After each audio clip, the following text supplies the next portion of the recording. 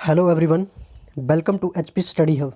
तो आज हम देखेंगे प्रदेश सरकार की साप्ताहिक पत्रिका गिरिराज का, जो कि एडिशन है 9 दिसंबर 2020 का, जिसमें कि फ़र्स्ट एडिशन ऑलरेडी हम इसका डिस्कस कर चुके हैं, जिसका लिंक आपको डिस्क्रिप्शन बॉक्स में मिल जाएगा।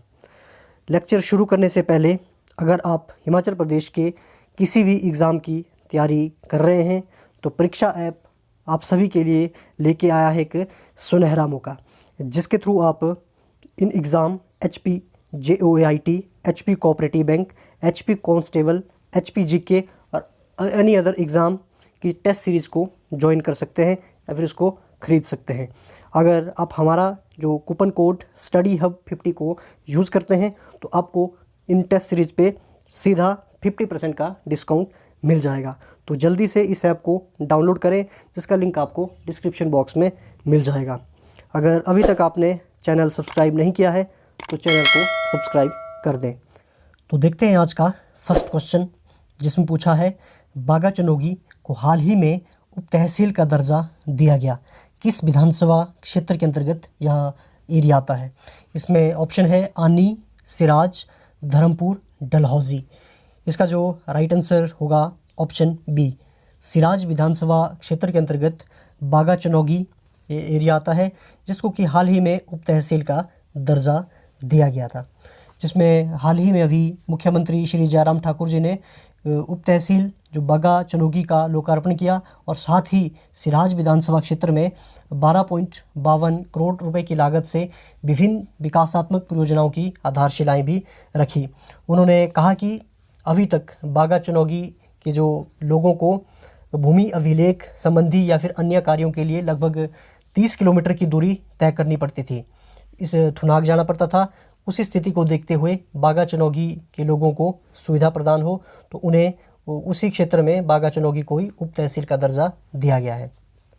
और मुख्यमंत्री जी ने कहा कि जो सिराज विधानसभा क्षेत्र है प्रदेश के सबसे दुर्गम निर्वाचन क्षेत्रों में से एक है, इसीलिए जो सरकार ने इस क्षेत्र का विकास सुनिश्चित करने के लिए प्राथमिकता दी है। सो आपने इस क्वेश्चन को याद रखना है, बागा चनोगी जो कि सिराज विधानसभा क्षेत्र के अंतर्गत आता है। सिराज विधानसभा क्षेत्र मुख्यमंत्री जयराम ठाकुर जी की भी विधानसभा क्षेत्र है, जो कि जिला मंडी में पड़ती है। तो काफ़ी इंपॉर्टेंट ये क्वेश्चन भी था। नेक्स्ट क्वेश्चन है, हाल ही में पूर्व प्रधानमंत्री श्री अटल बिहारी वाजपेयी जी की अर्ध प्रतिमा का अनावरण किस जिले में किया गया। अभी रिसेंटली जो पूर्व प्रधानमंत्री श्री अटल बिहारी वाजपेयी जी की अर्ध प्रतिमा का अनावरण डिस्ट्रिक्ट कुल्लू में किया गया। इसका जो राइट आंसर रहेगा ऑप्शन ए, जिला कुल्लू, जिसमें टोटल जो इसमें लागत लगी 24 लाख से ये प्रतिमा अर्ध प्रतिमा निर्मित हुई है। इसके अलावा मुख्यमंत्री जी ने वीडियो कॉन्फ्रेंसिंग के माध्यम से 4.15 करोड़ से 4.15 करोड़ रुपए से की लागत से जो निर्मित क्षेत्रीय अस्पताल कुल्लू के प्रशासनिक ब्लॉक का भी उद्घाटन किया और साथ ही जो अमृत योजना के अंतर्गत या फिर तहत उसके बनाए गए एक भूमिगत मार्ग जो कि ढालपुर चौक के पास है, उसका भी वीडियो कॉन्फ्रेंसिंग के माध्यम से उद्घाटन किया। नेक्स्ट क्वेश्चन है, हाल ही में दुर्गम क्षेत्रों में स्वास्थ्य सुविधा उपलब्ध और या मोबाइल स्वास्थ्य सुविधा प्रदान करने वाली योजना का नाम क्या है। इस योजना का नाम है ऑप्शन ए, जीवन धारा, ऑप्शन बी, मुख्य धारा, ऑप्शन सी, अमृत धारा या फिर डी, हिम धारा। इसका जो राइट आंसर होगा ऑप्शन ए। रिसेंटली मुख्यमंत्री श्री जयराम ठाकुर जी ने एक योजना को हरी झंडी दिखा दी है, जिसके अंतर्गत जो हमारे दूर दराज या फिर दुर्गम और सुविधाओं के अभाव वाले क्षेत्र के लिए स्वास्थ्य सुविधा प्रदान करने वाली एक मेडिकल मोबाइल यूनिट की हरी झंडी दिखा दी है। इसके अंतर्गत ये जो मोबाइल वैन होगी वो ऐसे दुर्गम क्षेत्रों में जाकर लोगों के स्वास्थ्य को जांचेगी, जिसके अंतर्गत चिकित्सा शिविर आयोजित किए जाएंगे या फिर इसमें शुगर, रक्तचाप और कोविड-19 के परीक्षण भी किए जाएंगे। इस योजना के अंतर्गत राज्य के दूर दराज, दुर्गम और सुविधा के अभाव वाले क्षेत्रों में स्वास्थ्य सुविधाएं घर घर पर उपलब्ध हो जाएगी और इसमें जो विभिन्न बीमारियों के लिए निदान और परीक्षण की आधारभूत सुविधाएं एक ही वैन के अंदर होगी। सो इस योजना को काफ़ी अच्छा माना जा रहा है स्वास्थ्य के क्षेत्र में।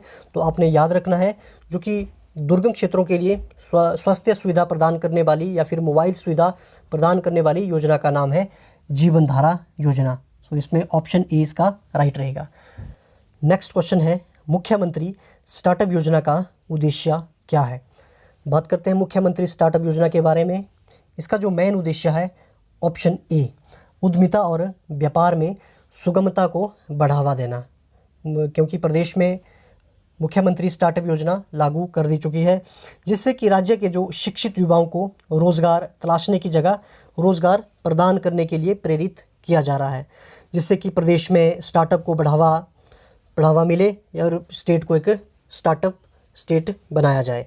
इसके अंतर्गत एक जो प्रोवाइड स्किल, यूथ को स्किल प्रोवाइड किए जाएंगे और उनके पोटेंशियल को पहचाना जाएगा और उनमें एक एंटरप्रेन्योरशिप या फिर उद्यमी की एक भावना को जागृत किया जाएगा। और इस योजना के तहत जो हमारे शिक्षित युवा हैं, उनको रोज़गार तलाशने की जगह पर रोज़गार प्रदान करने के लिए प्रेरित किया जाएगा। इस योजना का मेन मोटो यही है, जो स्किल्ड यूथ है हमारे पास, उनके अंदर एक पोटेंशियल होता है एंटरप्रेन्योरशिप का, उसको बढ़ावा ये स्कीम देगी और उनको प्रेरित करेगी और प्रदेश को एक स्टार्टअप प्रदेश बनाने की ओर अग्रसर करेगी। अब इसमें देखा जाए तो इसका मेन ऑब्जेक्टिव है सेल्फ एम्प्लॉयमेंट जनरेशन, अपग्रेड करना है स्किल को एंटरप्रेन्योरशिप के लिए और उनको सपोर्ट करना है जिस भी प्रोफेशन में वो जाना चाहते हैं या फिर जिस प्रोफेशन में अपने स्टार्टअप शुरू करना चाहते हैं, उसके लिए उनको प्रमोट करना। जैसे कि उनके नए आइडिया को प्रमोट करेंगे और उनके लिए जो इंक्यूबेशन सेंटर को स्थापित किया जाएगा, इनोवेशन को प्रमोट किया जाएगा और प्रमोट किया जाएगा जो इंडस्ट्रियल डेवलपमेंट स्टेट का। इसमें फोकस एरिया की मेनली बात करेंगे, जो मुख्यमंत्री स्टार्टअप योजना मेनली फोकस करेगी टेक्नोलॉजी के क्षेत्र में जितने भी सेक्टर आते हैं, रूरल इंफ्रास्ट्रक्चर जिसमें कि craft, art, water sanitation, renewable energy, health care etcetera, या फिर एग्रीकल्चर, हॉर्टिकल्चर एट्सेट्रा, जितने भी ये एरिया होंगे, सभी क्षेत्र में लोग अपना जो स्किल्ड युवा हैं वो स्टार्टअप शुरू कर सकते हैं। इस पहल से जो अभ्यर्थी को अपने उद्यम या फिर एंटरप्रेन्योर सफलतापूर्वक स्थापित करने के लिए विभिन्न प्रोत्साहन प्रोवाइड किए जाएंगे प्रदेश सरकार की तरफ से। सो काफ़ी इम्पोर्टेंट ये योजना है प्रदेश के लिए। अब तक अगर इसकी बात करें तो प्रदेश में अब तक इस योजना से 1,69,52,648 रुपये की लागत से लगभग 1000 लोग लाभान्वित हो चुके हैं। सो काफ़ी लोगों के लिए ये अच्छी योजना बन के आई है। रिसेंटली देखा जाए तो प्रदेश में एक स्टार्टअप के लिए काफ़ी अच्छी तरह से योजनाओं को भी इम्प्लीमेंट किया जा रहा है, जिसमें हम देख सकते हैं जो राइजिंग हिमाचल जो ग्लोबल इन्वेस्टर मीट हुई थी, जिसमें लगभग 96,721 करोड़ रुपए के निवेश के साथ 703 समझौतों पर हस्ताक्षर भी हुए थे। इस इन्वेस्टर मीट का मेन मोटिव था राज्य में सतत और समावेशी सामाजिक आर्थिक विकास को गति प्रदान की जाए और साथ ही जो हमारे औद्योगिक क्षेत्र हैं उनको भी प्रमोट किया जाए और प्रदेश को एक इंडस्ट्रियल हब के रूप में उभारा जाए। सो काफ़ी इम्पोर्टेंट था ये मुख्यमंत्री स्टार्टअप योजना के बारे में। सो इसका जो मेनली मोटो है उद्यमिता और व्यापार में सुगमता को बढ़ावा देना। नेक्स्ट क्वेश्चन के बारे में हम देखते हैं कि हिमाचल प्रदेश के किस जिले ने हिमाचल गृहिणी सुविधा योजना 100% का लक्ष्य हासिल कर लिया है। आपसे क्वेश्चन पूछा है हिमाचल का वह कौन सा जिला है जिसके जो हिमाचल गृहिणी सुविधा के अंतर्गत इसके थ्रू 100% का लक्ष्य हासिल कर लिया है। इसमें इसका राइट आंसर है ऑप्शन डी। रिसेंटली हमीरपुर ने जो हिमाचल गृहिणी सुविधा योजना के अंतर्गत 100% का लक्ष्य हासिल कर लिया है, यानी कि ज़िले के सभी परिवारों को गैस कनेक्शन वितरित किए गए हैं। इस योजना हिमाचल गृहिणी सुविधा योजना के अंतर्गत अगर देखें तो अकेले हमीरपुर में 20,489 जो बेनिफिशियरी है उन तक ये जो फ्री गैस कनेक्शन को पहुंचाया गया है। तो आपको पता होगा कि हिमाचल प्रदेश देश का पहला राज्य बन चुका है जिसके अंतर्गत 100% जो गैस कनेक्शन वितरित कर दिए गए हैं, जिसके अंतर्गत 2 योजनाएं काम करती है। फर्स्ट जो उज्ज्वला योजना है जो कि केंद्र सरकार द्वारा शुरू की गई है, इसके थ्रू भी जो BPL या फिर गरीब परिवारों को फ्री गैस कनेक्शन प्रोवाइड किया जाएगा। इस योजना के अंतर्गत प्रदेश में 1,36,000 जो बेनिफिशरी को ये फ़ायदा प्रोवाइड हुआ उज्ज्वला योजना के अंतर्गत।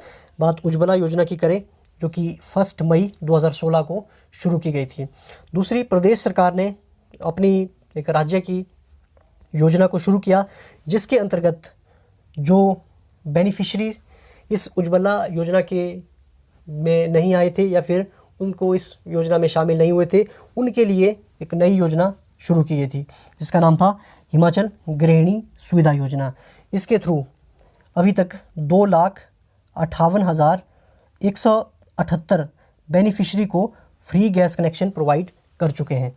तो इन दोनों जो योजना है मिलने से जो हिमाचल प्रदेश देश का पहला राज्य बन चुका है जिसने अपना 100% का लक्ष्य भी हासिल कर लिया है कि पूरे प्रदेश में सभी घरों में अभी फ्री जो कनेक्शन प्रोवाइड कर चुके हैं। हिमाचल गृहिणी योजना स्कीम शुरू की गई थी 8 मई 2018 को। सो ये काफ़ी इम्पोर्टेंट क्वेश्चन था हिमाचल गृहिणी योजना से रिलेटेड कि किस ज़िले ने जो हिमाचल गृहिणी सुविधा योजना को 100% का लक्ष्य हासिल कर लिया है। इसमें इसका राइट आंसर है Hamirpur, option D. Next question है, हिमाचल के किन 2 जिलों में हिम सुरक्षा योजना की शुरुआत हो गई है? Option A Mandi and Shimla, Kullu and Chamba, Kullu and Shimla या फिर चंबा एंड कांगड़ा। इसमें इसका जो राइट आंसर रहेगा ऑप्शन बी। रिसेंटली कुल्लू और चंबा में ये जो हिम सुरक्षा योजना को शुरू कर दिया गया है। ये जो हिम सुरक्षा योजना शुरू की गई है, इस योजना के तहत प्रदेश में जो स्वास्थ्य, आयुर्वेद, महिला एवं बाल विकास, पंचायती राज विभाग, जिला प्रशासन और स्वयंसेवी संस्थाओं को शामिल कर इसमें टोटल 8,000 टीमों को बनाया जाएगा जो कि लोगों के घर घर जाकर सूचनाएं एकत्रित करेगी, जिसमें लोगों के लक्षणों को देखेंगी कोरोना के साथ साथ उसमें टीबी, कुष्ठ रोग, मधुमेह या फिर रक्तचाप जैसी बीमारियों के लक्षणों के बारे में भी सूचना को एकत्रित किया जाएगा। इसी स्थिति को देखते हुए रिसेंटली अभी कुल्लू और चंबा में इस योजना की शुरुआत कर ली गई है। सो काफ़ी ये इम्पोर्टेंट योजना थी जिसको शुरू किया गया है अभी नवंबर मंथ में, जो कि चलेगी 27 दिसंबर 2020 तक पूरे प्रदेश में। और इस योजना में अगर किसी को ब्लड प्रेशर, शुगर, दमा इत्यादि की बीमारी है तो वो भी इस योजना के अंतर्गत जानकारी प्रोवाइड कर सकते हैं। उनका उसके बाद इलाज प्रदेश सरकार मुफ्त करवाएगी। सो इस योजना के बारे में आपने याद रखना है। अभी रिसेंटली कुल्लू और चंबा में इसको शुरू कर दिया गया है। इसमें टोटल 8,000 टीम बनेगी पूरे प्रदेश में और प्रत्येक टीम में 2-2 सदस्य होंगे। लोगों की जितनी भी जानकारियाँ होगी उन सभी को एक मोबाइल ऐप के थ्रू इसको एकत्रित किया। तो स्वास्थ्य के क्षेत्र के लिए यह जो योजना है बहुत ही लाभदायक होगी। सो आपने इस क्वेश्चन के बारे में याद रखना है और हिम सुरक्षा योजना के बारे में भी याद रखना है। नेक्स्ट क्वेश्चन, सीबक थॉर्न, छरमा और चिलगोजा की खेती किन 2 जिलों में की जाती है? Option A Kullu and Lahaul Spiti, Lahaul Spiti and Chamba, Lahaul Spiti and Kinnaur, Kinnaur and Sirmaur. इसमें इसका राइट आंसर रहेगा ऑप्शन सी। किन्नौर और लाहौल स्पीति में जो सीबक थॉर्न और चिलगोजा की खेती की जाती है। ये जो सीबक थॉर्न, छरमा और चिलगोजा की खेती किन्नौर और स्पीति में काफ़ी मात्रा में की जाती है। छरमा की खेती स्पीति में एक काफ़ी मुख्य व्यवसाय के रूप में की जाती है और चिलगोजा की किन्नौर में। इसी स्थिति को देखते हुए प्रदेश सरकार ने भी कहा है कि इस खेती को बढ़ावा दिया जाएगा ताकि जो किसान है अपने खेतों में इन पौधों की खेती और इसका प्रसार कर सकें। सो याद रखना आपने, सीबक थॉर्न, छरमा और जो चिलगोजा की खेती की जाती है स्पीति और किन्नौर एरिया में। नेक्स्ट क्वेश्चन है, कुमारसेन रियासत के संस्थापक कौन थे? कुमारसेन रियासत के बारे में आपने सुना होगा। ये जो रियासत थी शिमला हिल स्टेट की एक फेमस रियासत थी जिसकी स्थापना की गई थी किरात चंद के द्वारा 11वीं शताब्दी के आसपास। प्रेजेंट में अगर कुमारसेन रियासत को देखा जाए तो जिला शिमला का एक उपमंडल के रूप में स्थित है, जिसकी जो पूर्व में राजधानी थी कुमारसेन। टोटल जो इसका एरिया था 90 स्क्वायर माइल और इसकी जो टेरिटरी लोकेटेड है लेफ्ट बैंक ऑफ सतलुज। अब बात करते हैं कुमारसेन के प्रसिद्ध जो देवता है उनका नाम है कोटेश्वर महादेव। कोटेश्वर महादेव कुमारसेन के प्रसिद्ध देवता हैं, जिनका निवास स्थान मढ़ौली एक गांव है, उस गांव में ये निवास करते हैं। प्रमुख नृत्य की बात करें कुमारसेन के, नाटी है।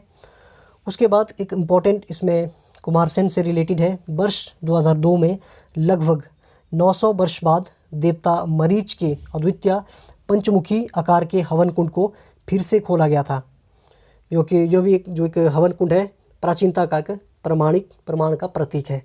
सो ये भी काफ़ी इम्पोर्टेंट है, कुमारसेन से रिलेटेड। काफ़ी बार इस हवन कुंड के बारे में भी पूछा जाता है कि किस ज़िले में ये स्थित है।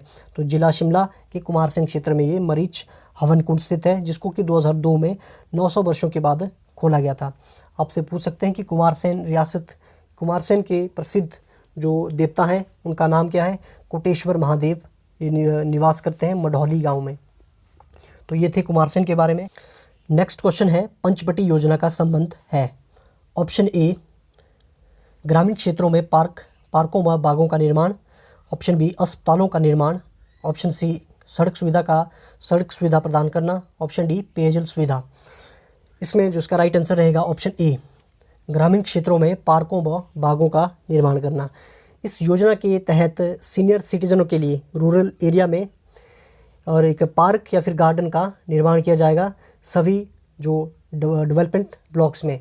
इसके अंतर्गत फैसिलिटी प्रोवाइड की जाएगी, जितनी भी सुविधाएं होती हैं वो सभी इन पार्क में प्रोवाइड की जाएगी, ताकि हमारे जो सीनियर सिटीज़न हैं वहाँ पे आराम कर सके या फिर अन्य एक्टिविटी कर सके।